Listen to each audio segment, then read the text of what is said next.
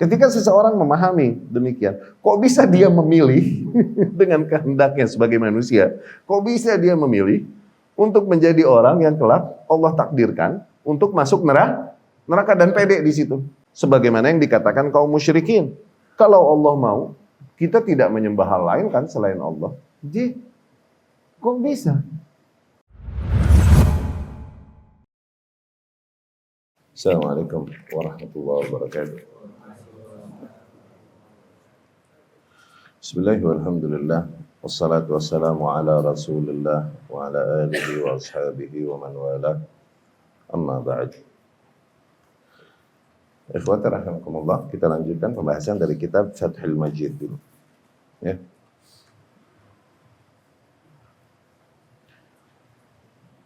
Jadi kita masih membaca penjelasan dari perkataan Al-Imam Muhammad rahimahullah, ya, tentang kitab Tauhid dan kemudian ayat-ayat yang beliau rahimahullah bawakan di dalam bab ini, ya. Kemarin telah kita jelaskan ayat Allah Subhanahu wa taala, setelah kita jelaskan makna tauhid dan lain-lain dari perkataan para ulama rahimahumullah. Kemudian kita telah jelaskan firman Allah Subhanahu wa taala tentang tujuan penciptaan manusia. Wa ma khalaqtul jinna wal insa illa liya'budun. Tujuan penciptaan para makhluk bahkan. Ya. Kita telah jelaskan makna ibadah, konsekuensi, ya, dan lain-lain.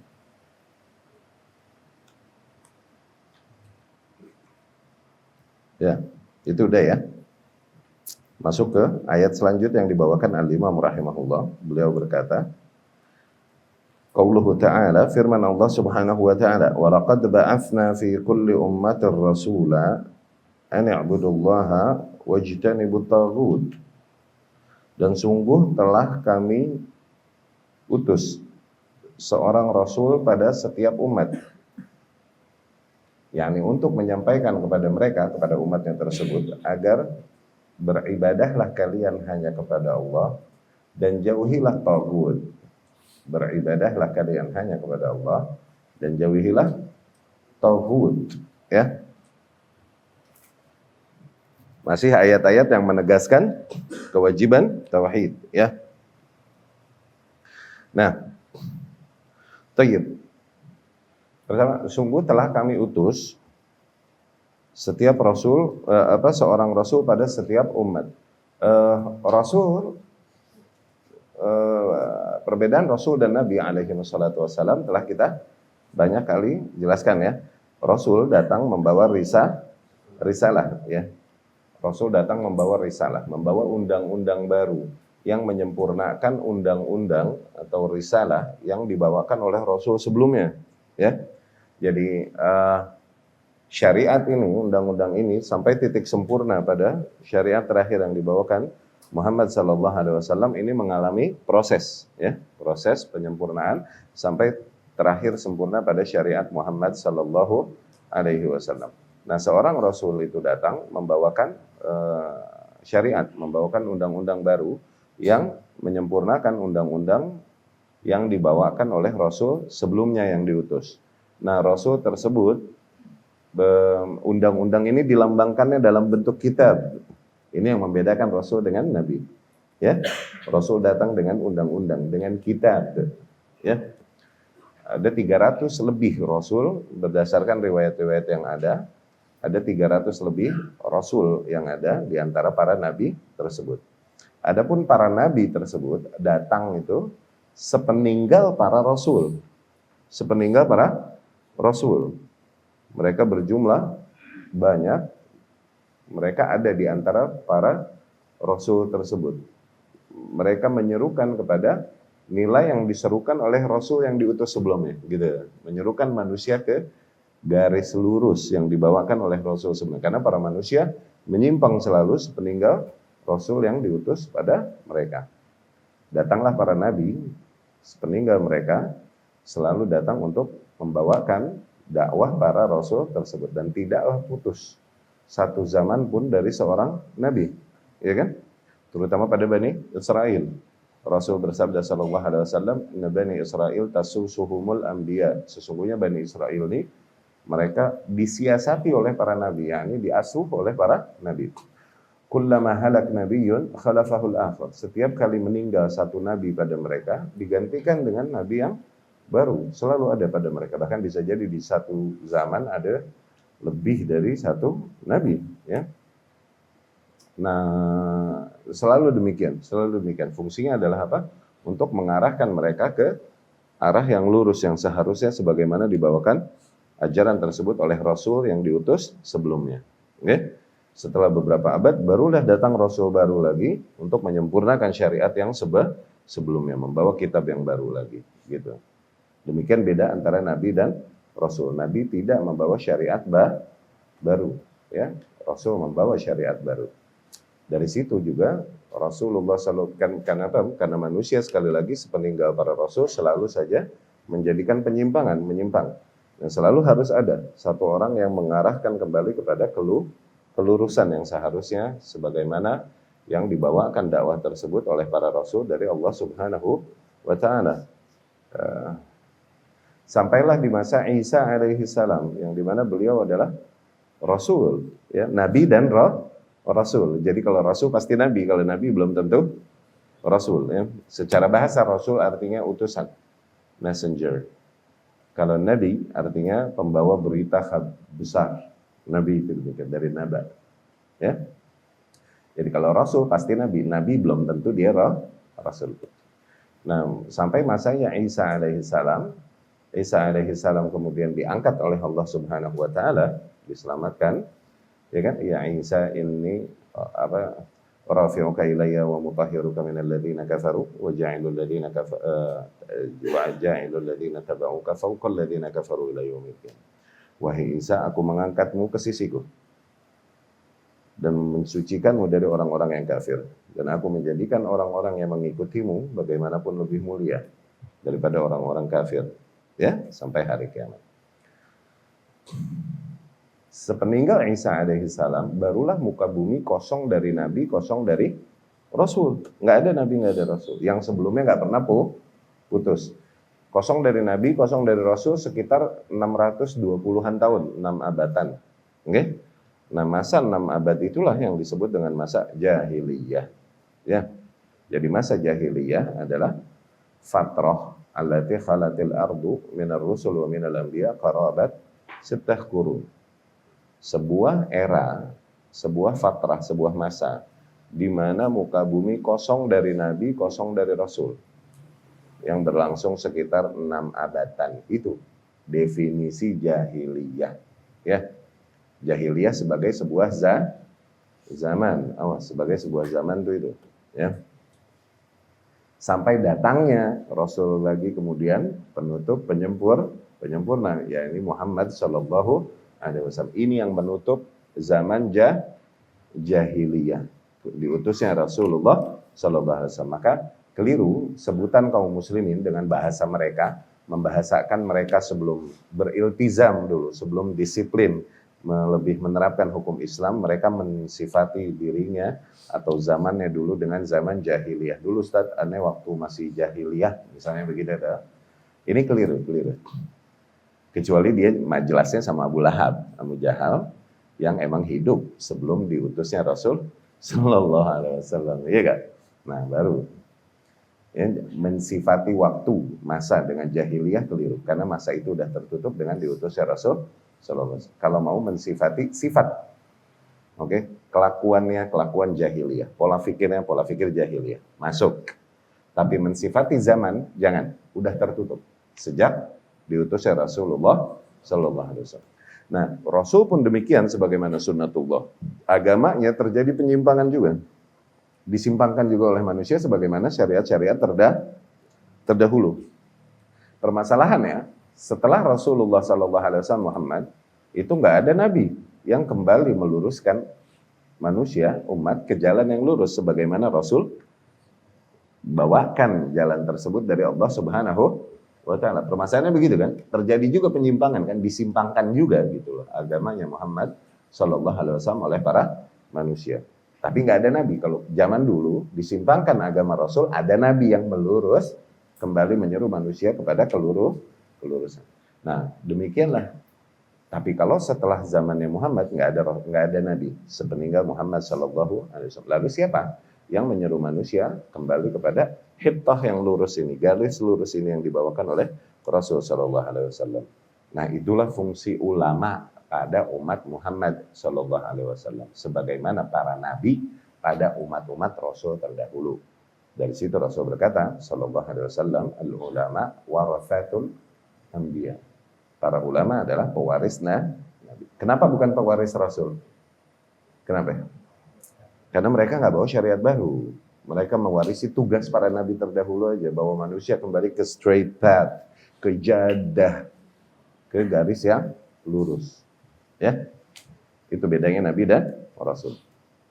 Nah, kembali ke ayat ini, walaqad ba'atsna fi kulli ummatin rasula, dan sungguh telah kami utus seorang rasul pada setiap umat. An i'budullah wajtanibut taghut. Yani agar para rasul tersebut menyerukan kepada umatnya, ya, untuk sembahlah Allah satu-satunya dan tinggalkanlah taghut, ya. Baru pembahasannya. Taghut tuh yang digoreng itu toge, taghut, ya. Kita goreng enaknya itu taghut. Taghut ini mushtaq minat tughyan. Secara bahasa, taghut diambil dari tughyan. Tughyan artinya mujawazat al-had, artinya kebangetan. Artinya kebangetan, melampaui batas. Kebangetan. Oke? Umar bin Al-Khattab radhiyallahu anhu berkata, taghut di sini maksudnya adalah syaitan. Oke? Jabir radhiyallahu anhu berkata, tawaghit. Nah, taghut itu jamaknya tawaghit. Oke? Yang dimaksud dengan para taghut tersebut adalah kuhan, dukun-dukun. Kana tanzil alaihim syayatin, yang dimana para syaitan biasa turun kepada mereka. Oke? Rawahuma Ibnu Abi Hatim. Dua asar ini diriwayatkan oleh Ibnu Abi Hatim rahimahullah. Ya. Imam Malik rahimahullah berkata, taghut ini kullu ma ubida min dunillah. Segala hal yang disembah manusia selain Allah, nah dibilangnya taghut. Dibilangnya taghut, ya. Demikian Al-Imad, yakni Al-Imam Ibnu Katsir rahimahullah berkata, taghut itu asyaitan wa ma zayyanahu min ibadat ghairillah. Taghut maknanya adalah syaitan dan segala hal yang dihiasi oleh syaitan, okay, dari bentuk-bentuk sesembahan kepada selain Allah. Yani penyimpangan-penyimpangan yang dihiasi syaitan pun itu dibilang taghut. Ya. Qultu, kemudian aku berkata, yakni Syekh Abdurrahman rahimahullah berkata, dzalikal madzkur ba'du afradi. Semua yang disebutkan oleh para salaf saleh rahimahumullah itu adalah sebagian makna taghut. Betul maknanya syaitan, betul maknanya segala hal yang disebut.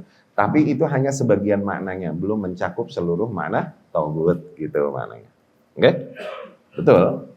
Taghut adalah syaitan, betul. Taghut adalah segala hal yang disembah selain Allah, betul. Ya. Taghut adalah dukun, betul. Ya.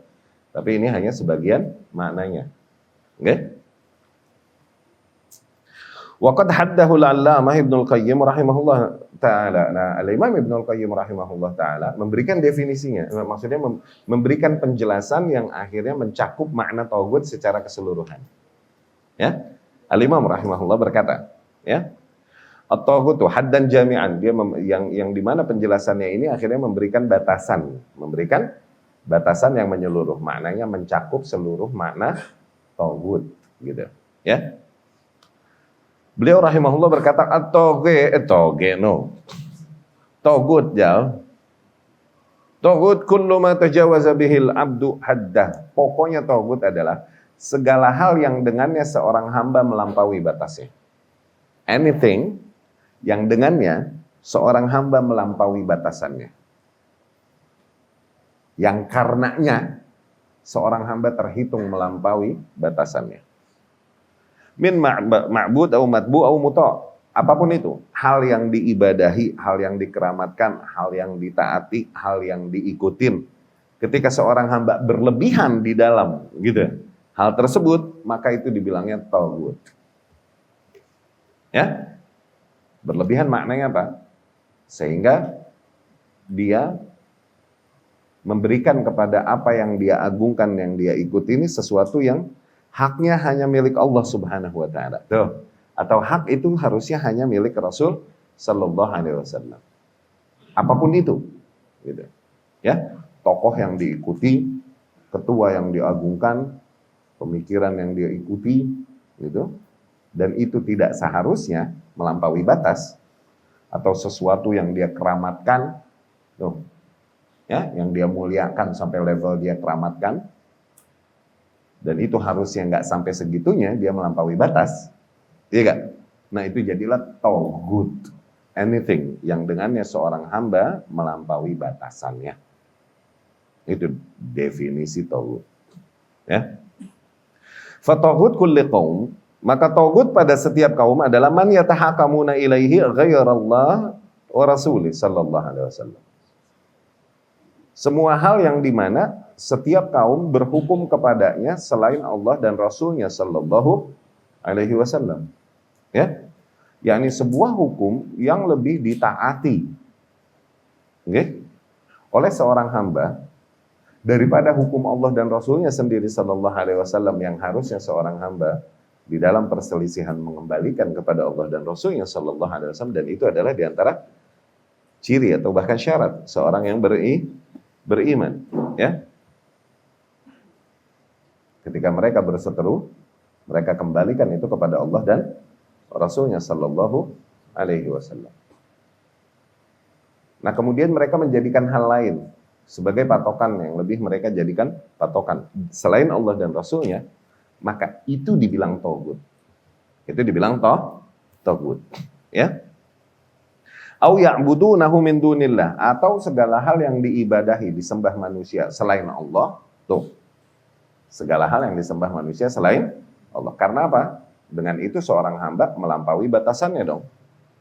Harusnya ibadah itu hanya hak milik Allah Subhanahu wa taala. Dia serahkan ibadah tersebut kepada batu, kepada arwah, kepada makhluk dan lain-lain, pada binatang dan lain-lain. Maka jadilah itu taghut. Ya.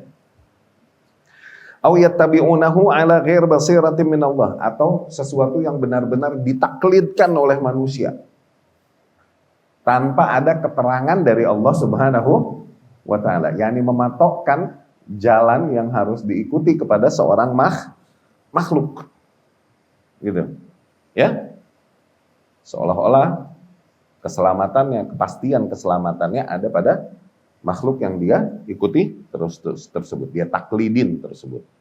Mereka mengikutinya ala ghairi basirah minallah, tanpa ada petunjuk dari Allah Subhanahu wa taala. Yani para ahlus sunnah mengikuti imam-imam ahlus sunnah, kita mengikuti imam ahlus sunnah, namun menempatkan mereka pada tempatnya. Tidaklah kita tempatkan mereka lebih utama, lebih tinggi daripada hak ketika telah datang. Ketika kita dapatkan apa yang disampaikan oleh para imam kita ternyata, atau salah seorang di antara imam ahlus sunnah ternyata menyelisihi apa yang datang keterangannya dari Allah dan Rasulnya sallallahu alaihi wasallam, maka kita tinggalkan perkataan imam tersebut dan kita ikuti hak yang datang. Tuh, ini sportif dan konsistennya ahlus sunnah di dalam beragama. Oke? Enggak kita ngotot. Dan semua imam itu juga kalau masih hidup bilang jangan ngikutin aneh kalau salah. Iya, semua imam itu juga kalau masih hidup bilang begitu, jangan ngikutin aneh kalau salah. Semua imam. Imam Malik bilang, Al-Imam Ahnaf bilang, la yanbaghi liman lahu islamu akhdam bi aqwalihi hatta tu'rada 'ala al-hadithi wal kitabil murtada. Enggak layak bagi seorang muslim untuk mengambil perkataanku begitu saja sebelum dia mencocokkan dulu dengan kitab dan sunnah yang sahih, yang diridhai. Imam Malik rahimahullah juga berkata, kullu ma kana minhu dzul qabuli wa minhu mardudun siwar Rasul. Imam Malik sambil menunjuk kuburan Rasul sallallahu alaihi wasallam, dan dia Imam Madinah. Semua perkataan yang memang datang darinya, yakni dari Rasul sallallahu alaihi wasallam, itu harus diambil. Adapun selain yang dari Rasul sallallahu alaihi wasallam, mesti ada yang diterima, ada yang ditolak. Imam Syafi'i juga demikian berkata, ya qauli in ra'aitumu qauli mukhalifan lima rawaitumu min al-hadithi fadribuhu jidara biqauli al-mukhalifal akhbar. Apabila suatu saat kalian melihat perkataan aku, yakni kesimpulan yang kuberikan dari ijtihadku, ternyata bertentangan dengan apa yang kalian riwayatkan dari hadis-hadis yang datang dari Rasul sallallahu alaihi wasallam, lempar perkataanku ke tembok. Semua berkata demikian. Imam Ahmad juga bilang begitu. Wa Ahmadun qala lahum la taktubu qawli ma qultuhu bal aslu dzaka fatlubu. Imam Ahmad bilang, jangan tulis qala Ahmad, jangan kau ikuti apa yang aku katakan. Tapi lihat usulnya, yakni dalilnya. Qala Allah dan qala Rasulnya sallallahu alaihi wasallam. Demikian. Jadi demikian beda konsep Ahlus Sunnah di dalam mengikuti dengan para ahli bid'ah. Ahlus Sunnah di dalam mengikuti, kita mengikuti sebuah kaum, generasi yang dibilang generasi salafus saleh. Kita nggak mengikuti individunya. Kita mengikuti kaum yang berjalan di atas jalan salafus saleh. Adapun per individunya, maka ketika benar dia benar, keliru kita keliru. Berbeda dengan ahli bid'ah. Dari golongan misalnya sufi, tarekat, dan lain-lain, maka kebenaran dan kebatilan adalah apa yang dikatakan oleh mereka yang ditaklidinnya. Mereka sampai menamakan pemahaman yang mereka ikutin dengan nama pendirinya. Tuh. Mereka menamakan pemahamannya, agamanya dengan nama Maturidiyah. Tuh. Kenapa? Karena Abu Mansur al-Maturidi. Mereka namakan Asy'ariyah. Karena siapa? Abul Hasan al-Asy'ari. Iya kan? Mereka menamakan dirinya ini berdasarkan atau berdasarkan daerah. Oke? Seperti misalnya Haruriyah. Tuh, kelompok yang berkumpul di daerah Harura dari golongan Khawarij. Tuh. Iya, enggak menamakan diri mereka kepada kebenaran yang datang dari Allah dan Rasulnya sallallahu alaihi wasallam. Kenapa mereka mentaklidkan apapun yang mereka ikuti adalah apa kata tokohnya, itu maksudnya. Apapun yang diikuti oleh seseorang tanpa keterangan dari Allah Subhanahu wa ta'ala. Bahkan ketika tampak baginya bahwa yang diikuti ternyata batil, dia nggak mau tahu, dia tetap ikutin. Jadilah hal tersebut togut baginya, gitu. Ya. Au yuti'unahu fima la ya'lamun annahu ta'atan lillah. Tuh. Atau apapun yang ditaati oleh manusia, yang dimana mereka mungkin tidak menyadari bahwasanya bentuk ketaatan itu hanyalah milik Allah, hanyalah hak Allah Subhanahu wa ta'ala, yakni menghalalkan dan mengharamkan. Sebagaimana kaum-kaum ahlul kitab terdahulu, iya kan? Mereka mengharamkan apa-apa yang diharamkan oleh para pemuka-pemuka agamanya, padahal Allah menghalalkannya, iya kan? Atau mereka menghalalkan apa-apa yang diharamkan oleh pemuka-pemuka agamanya, padahal Allah mengharamkannya. No, iya kan? Mereka mentaati makhluk-makhluk tersebut, iya kan? Dan mereka nggak menyadari bahwasanya ketaatan sedemikian rupa itu hakikatnya hak milik Allah Subhanahu wa ta'ala. Dia serahkan kepada hal lain selain Allah. Tuh. Nah, yang diikutinnya itu dikatalah dia togut. Fahadhihi tawagitul alam. Itulah diantara togut-togut yang ada di alam semesta ini. Idza ta'ammaltaha wa ta'ammalta ahwalan nasi ma'aha ra'aita aktsarahum a'rad an ibadatillahi ta'ala ila ibadatit taghut. Apabila kalian resapi dan fahami kondisi para manusia yang ada, okay? Maka sungguh kau akan melihat di mana kebanyakan mereka telah berpaling dari beribadah kepada Allah Subhanahu wa ta'ala kepada beribadah pada hal lain selain Allah Subhanahu wa ta'ala, yaitu kepada taghut. Ya. Wa an ta'atillah, mereka telah berpaling dari ketaatan kepada Allah. wa mutaba'at Rasulih sallallahu alaihi wasallam. Mereka berpaling dari mengikuti Rasulnya sallallahu alaihi wasallam ila ta'ati taghut wa mutaba'atih. Mereka berpaling kepada mengibadahi atau menyembah Allah, menyembah taghut dan kemudian mengikuti selain Rasulnya sallallahu alaihi wasallam. Ya. Jadi dengan penjelasan dari Al-Imam Ibnul Qayyim rahimahullah, fix makna taghut akhirnya tercakup semuanya. Segala hal yang dengannya seorang hamba melampaui batasannya. Segala hal yang dengannya atau baginya seorang hamba melampaui batasannya. Apapun itu, benda yang dikeramatkan, pemahaman yang diikutin, ataupun sesuatu yang dia agungkan dan dia sembah. Ya, jadilah hal tersebut dibilang taghut. Ya.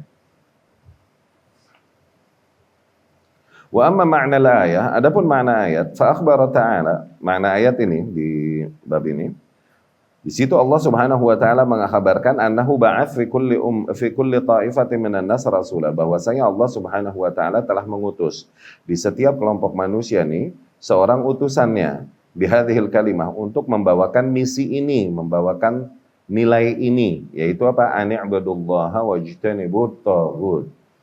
Ya, untuk beribadah kepada Allah satu-satunya dan hindarilah atau jauhilah taghut. Ya. Ayyubudullaha wahdah, maknanya adalah ibadahilah Allah satu-satunya, watruku ibadata masiwah, dan tinggalkanlah segala bentuk penghambaan diri kepada hal lain selain Allah, sebagaimana Allah berfirman, "Faman yakfur bitaghuti wa yu'min billah faqad istamsaka bil urwatil wuthqa la infisama laha." Barang siapa yang telah kufur kepada taghut dan kemudian dia beriman kepada Allah, yakni barang siapa yang telah berpaling dari segala bentuk hal yang disembah oleh manusia selain Allah Subhanahu wa taala, dan kemudian mereka hanya menyerahkan peribadatannya atau keimanannya kepada Allah Subhanahu wa taala, barang siapa yang telah demikian, faqad istamsaka bil urwatil wuthqa, maka orang demikian sungguh dia telah berpegang kepada tali yang sangat teguh. Kepada tali yang sangat teguh. Disebut tali yang sangat teguh di sini karena apa? Tali tersebut menjadi lambang seolah-olah seseorang bergantung untuk menyelamatkan dirinya. Itu tali itu gitu maksudnya. Dan tali yang sangat teguh di sini maknanya adalah mereka telah bertauhid. Mereka telah bertauhid. Mereka telah benar-benar mengesahkan Allah Subhanahu wa taala. Dan kalimat dari al-urwah al-wuthqa ini ditafsirkan oleh para ulama, la ilaha illallah. Itu al-urwah al-wuthqa. Itu tali yang teguh, ya. Tali yang kuat. Wa hadza ma'na la ilaha illallah, itu dia maknanya la ilaha illallah, fa innaha hiya al-urwah al-wuthqa. La ilaha illallah itulah yang dimaksud dengan tali yang teguh di ayat tersebut, gitu. Ya. Nah, di sini mengandung dua unsur yang harus dipenuhi di dalam tauhid. Ya kan? Yang pertama, yakfur bitaghut, seseorang mesti menafikan segala hal yang disembah selain Allah. Tuh. Yakfur bitaghut. Mereka kufur kepada taghut. Taghut apa itu? Segala hal yang diibadahi selain Allah, segala hal yang dengannya seorang hamba melampaui batasannya. Ya? Barang siapa yang telah memalingkan dirinya, menyelamatkan dirinya dari semua itu, wa yu'min billah, dan kemudian dia beriman kepada Allah, yakni menjadikan Allah satu-satunya sesembahan, maka dia telah berpegang teguh kepada tali yang teguh, yakni telah bertauhid. Di situ ada nafi dan itsbat. Barang siapa yang telah berpaling dari seluruh taghut, nah, la ilah, ya kan? Wa yu'min billah, dan dia telah beriman kepada Allah, tuh illallah, itsbat. Ya kan? Menafikan seluruh bentuk sesembahan selain Allah dan menjadikan Allah satu-satunya sesembahan. Itu nafi dan itsbat yang menjadi rukun dari kalimat tauhid, ya. Al-Imam Ibnu Katsir rahimahullah di dalam ayat ini beliau berkata, "Wa kulluhum yad'u ila ibadatillah wa yanha an ibadat ma siwah. Falam yazal ta'ala yursilu ila an-nasi ar-rusul bidzalik." Dan keseluruhan mereka, yakni keseluruhan rasul yang Allah utus tersebut, maksudnya gitu, ya. Mereka menyeru kepada beribadah hanya kepada Allah. Itu yang mereka serukan. Dan mereka mengingkari atau melarang dari menyembah hal lain selain Allah Subhanahu wa taala. Masih Allah Subhanahu wa taala mengutus para utusannya tersebut kepada para manusia dengan membawakan tugas itu, membawakan nilai tersebut. Ini menyeru manusia untuk mentauhidkan Allah Subhanahu wa taala. Mundu hadatha syirk fi bani Adam, masih Allah terus demikian sejak mulai terjadinya kesyirikan di anak-anak Adam alaihi salam.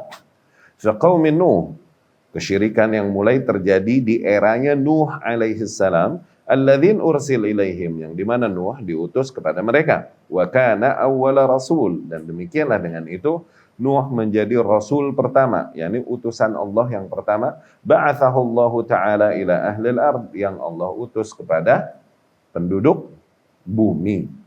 Ya, yakni kesyirikan pertama terjadi di masanya Nuh alaihi salam. Ibnu Abbas rahimahullah di dalam riwayat yang dia berkata, baina Adam wa Nuh alfa sana atau 10 qurun.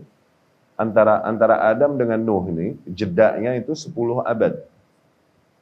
1000 tahun. 10 abad. Tadinya manusia beribadah semua kepada Allah dengan sebagaimana yang diajarkan Adam alaihi salam. Tapi sepeninggal Adam mereka bergeser gitu. Bergeser sebagaimana yang kita seringkali ceritakan bagaimana syaitan menggeser manusia dari menyembah Allah kepada menyembah hal lain selain Allah. Ya kan?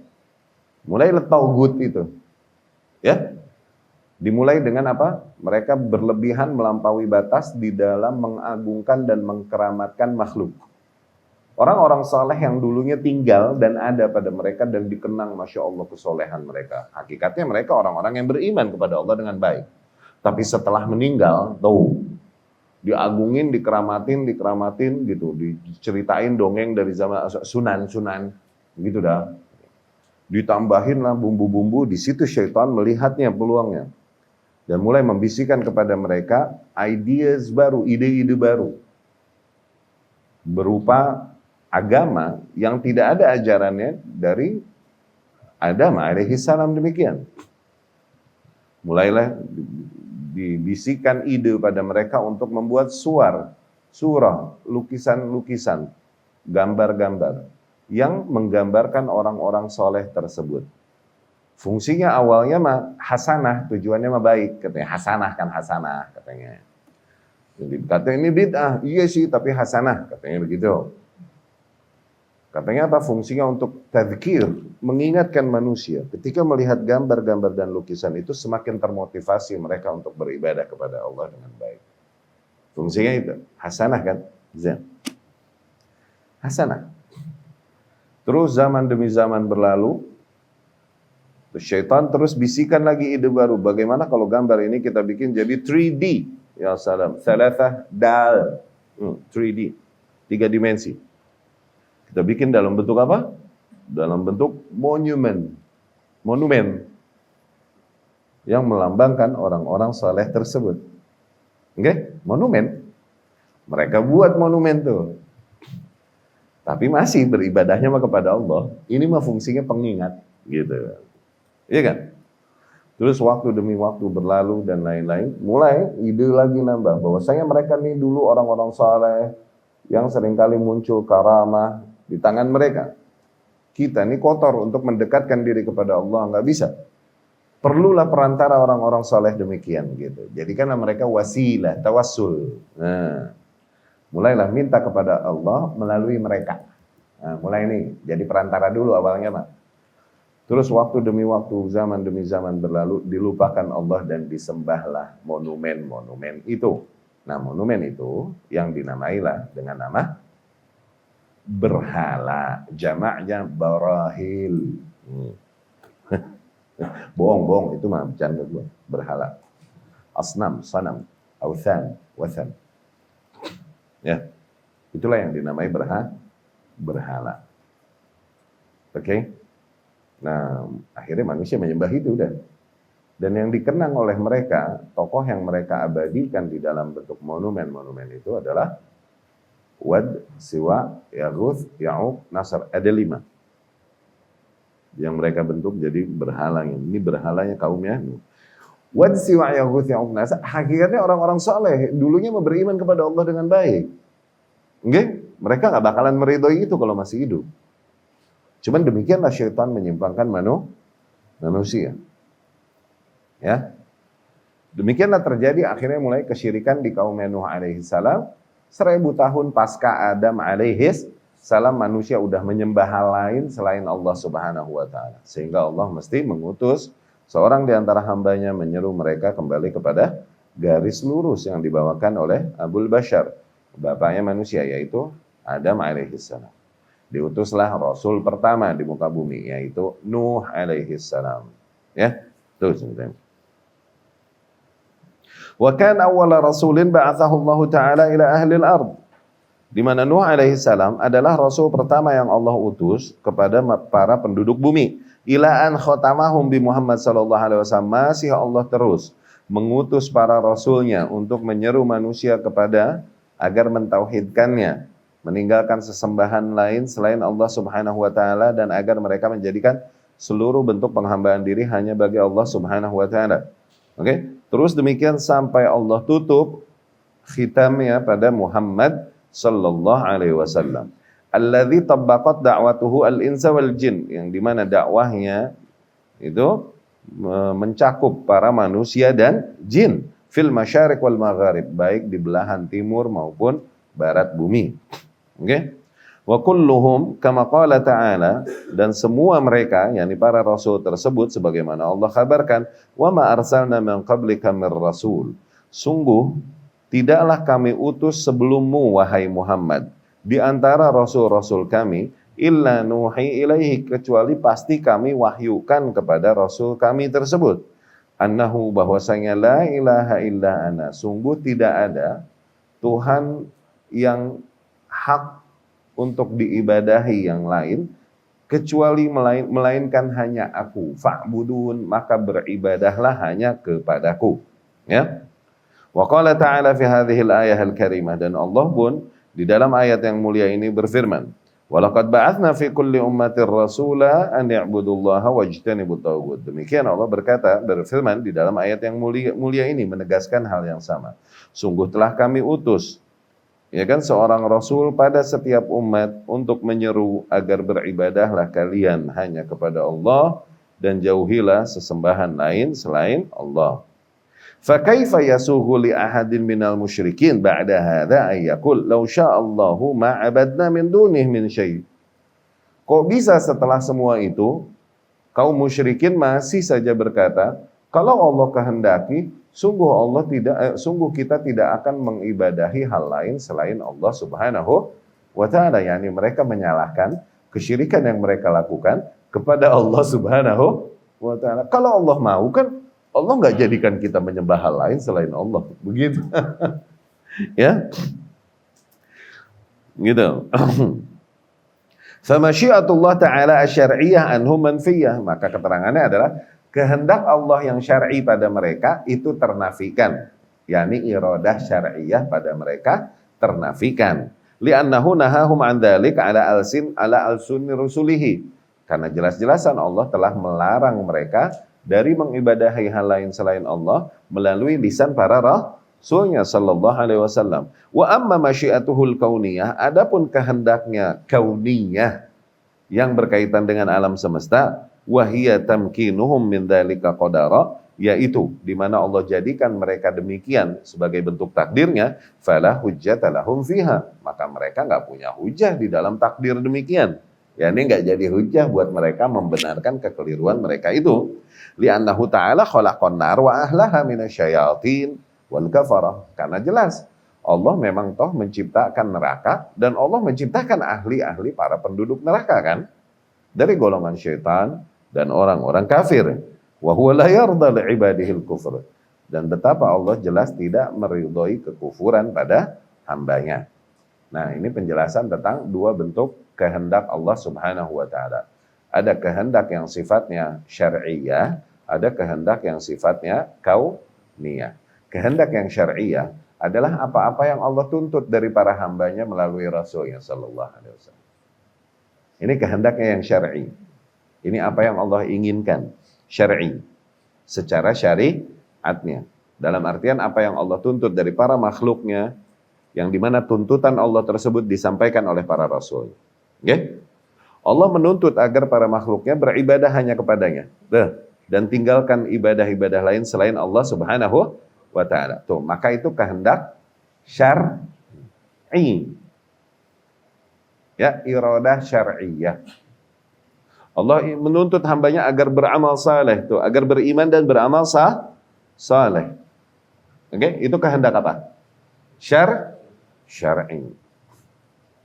Yang terjadi di alam semesta Allah Subhanahu wa taala, Allah takdirkan. Iya kan? Segala hal yang terjadi kan takdir Allah kan? Iya kan? Allah takdirkan. Sebagian hamba memenuhi kehendak Allah syar'i tadi. Sebagian hamba memenuhi kehendak Allah syar'i tadi, sehingga di alam semestanya, di alam semesta Allah ini, di kaunnya ini, hamba tersebut beriman kepada Allah Subhanahu wa ta'ala. Tuh, ditakdirkan dia untuk memenuhi tuntutan Allah Subhanahu wa ta'ala yang syar'i. Sebagian hamba tidak ditakdirkan untuk memenuhi tuntutan Allah yang syar'i. Akhirnya nih hamba menyembah hal lain selain Allah Subhanahu wa ta'ala di alam semesta, di kaunnya Allah Subhanahu wa ta'ala. Kaun, alam semesta. Ini kehendak Allah, iradah kauniyah. Bisa jadi Allah menjadikan segala sesuatu dan Allah tidak mencintainya. Ya kan? Sebagaimana terjadi nggak di alam semesta kesyirikan? Terjadi. Apakah Allah meridhoi kesyirikan? Enggak meridhoi itu. Tapi emang Allah takdirkan untuk terjadi. Nah, kenapa Ustadz? Ya dengan segala hikmahnya. Kumaha Allah. Itu. Makin nanya sia. Ya gimana Allah ya biar drama alam semesta ini terbentuk. Sehingga mulia mereka yang beriman memenuhi tuntutan syar'i dan kehendak syar'i Allah. Dan terhinakan mereka yang tidak memenuhi tuntutan syar'i Allah. Sehingga nilai-nilai yang mulia jadi mulia, nilai-nilai yang busuk jadi busuk. Ya mesti terjadi ini. Karena Allah menciptakan neraka dan di neraka ntar mesti ada penduduknya, Jal. Kalau enggak neraka bete. Neraka makhluk. Dan dia minta tambahan sama Allah. Dan dia mengeluh, kenapa sih ini yang masuk? Ya kan? Yang masuk padaku nih, cuman orang-orang jababirah, orang-orang yang jabar, yang kurang ajar, yang sombong, yang takabur ini. Ya. Ya kan? Dan neraka minta kepada Allah zid, tambah. Tuh. Neraka makhluk. Ya kan? Dan Allah menciptakan neraka juga dengan mentakdirkan kelak ada penghuninya. Berarti mesti terrealisasikan dong di drama alam semesta ini, drama ini. Iya kan? Ketika seseorang memahami demikian, kok bisa dia memilih dengan kehendaknya sebagai manusia? Kok bisa dia memilih untuk menjadi orang yang kelak Allah takdirkan untuk masuk neraka dan pede di situ? Sebagaimana yang dikatakan kaum musyrikin. Kalau Allah mau, kita tidak menyembah hal lain kan selain Allah. Jadi, kok bisa? Setelah menyadari hal tersebut. Dapat ya? Jadi ada iradah syar'iyah, ini apa yang Allah tuntut. Ada iradah kauniyah, yakni apa yang Allah takdirkan untuk terjadi. Mau bad, mau good. Makanya kita diperintahkan beriman kepada takdir. Mau baik, mau buruk. Dan dituntut kita. Untuk apa? Untuk effort mengusahakan yang baik, jangan berhujah dengan takdir yang buruk. Demikian kaidah Ahlus Sunnah di dalam qadar. Nu'min bil qadar al-kauni wa naltazim bil qadar asy-syar'i. Tuh. Nu'min bil qadar al-kauni, iya sih kita beriman kepada qadarullah kauniyah. Kalau keburukan maksiat terjadi dengan takdirnya, iya kita beriman dengan itu emang. Bagaimanapun terjadi di alam semesta Allah, berarti Allah yang mentakdirkan kan? Iya, kita mengimani itu. Nu'min bil qadar al-kauni. Iya, kita beriman dengan qadarullah kauniyah. Wa naltazim, tapi kita berpegang teguh berundang-undangnya. Oke? Dengan qadar syar'i, dengan hukum syariat yang Allah tuntut. Jangan berhukum, berundang-undang dengan takdir kauni, seperti seseorang yang melakukan kesyirikan, kemudian kenapa kau syirik? Iya, ini qadarullah, aku menyembah sendal jepit. Nggak boleh. Oke? Itu namanya berhujjah dengan takdir. Nggak boleh. Kita berhujjah kalau mau dengan qadar syar'i. Nggak dengan qadar kaun. Kalau gitu ngapain ada jaza? Ada ganjaran bagi mereka yang beramal soleh, ada hukuman bagi mereka yang bermaksiat. Percuma dong itu semua kalau akhirnya seseorang berhujjah dengan qadar kauniyah. Ya. Nu'min bil qadar wa naltazim bil qadar asy-syar'i. Oh, kita beriman kepada qadar kauniyah. Ini yang dibilang masyiah. Qadar kauniyah ini yang dibilang masyiah. Tapi kita berpegang teguhnya kepada qadar syar'i atau kepada iradah syar'iyah, kepada apa yang Allah tuntut di dalam syariatnya. Zain. Mana bitih? Oh, itu.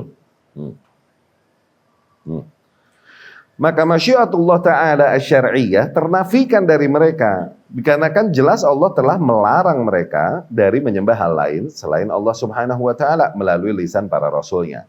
Adapun kehendak Allah kauniyah, yaitu di mana Allah memang mentakdirkan mereka untuk begitu, maka itu juga bukan sesuatu yang bisa jadi hujah untuk membenarkan sikap mereka.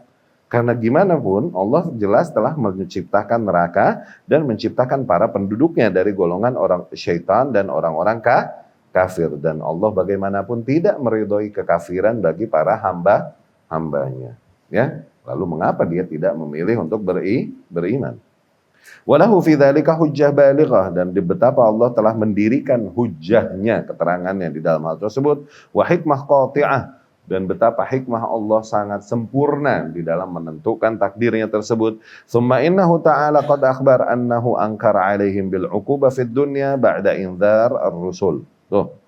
Dan sesungguhnya Allah Subhanahu wa taala juga mengkhabarkan bahwasanya Allah mengingkari mereka dengan menimpakan ke atas mereka hukuman di dunia setelah didatangkan pada mereka peringatan yang dibawa oleh para utusan Allah. Dari situ Allah berfirman, فَمِنْهُمْ مَنْ هَدَى اللَّهُ وَمِنْهُمْ مَنْ حَقَّتْ عَلَيْهِ الضَّلَالَةِ.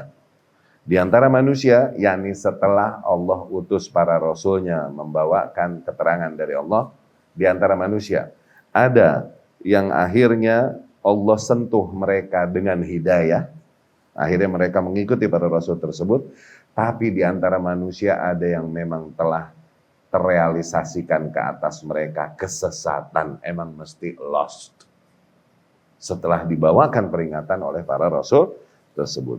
Qultu, aku berkata, yakni Syekh Abdurrahman rahimahullah, wa hadhil ayat tufassir al-ayah allati qablaha. Hakikatnya ayat ini mentafsirkan ayat yang sebelumnya tadi, yaitu faminhum man hadallah wa minhum man haqqat alaihi dhalalah. Ayat ini mentafsirkan ayat walau sya Allah ma'abadna min dunihi min syai'. Itu.